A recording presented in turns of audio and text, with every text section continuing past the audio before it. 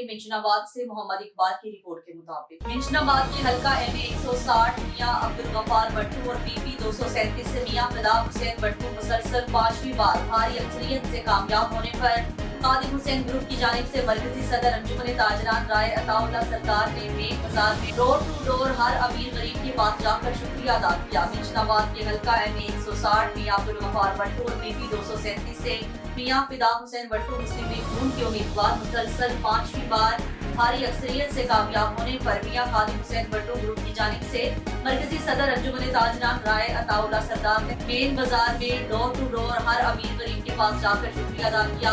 बेगलोरगंज शहर की आवाम ने फूलों के हाथ पहनाकर ढोल की थाप पर इस्तेकबाल किया। फूलों की पत्तियां निछावर की गयी। मरकजी सदर अंजुमन ताजरान ने मियां खादिम हुसैन भट्टू ग्रुप की जानिब से हल्का PP 237 की आवाम का शुक्रिया अदा किया।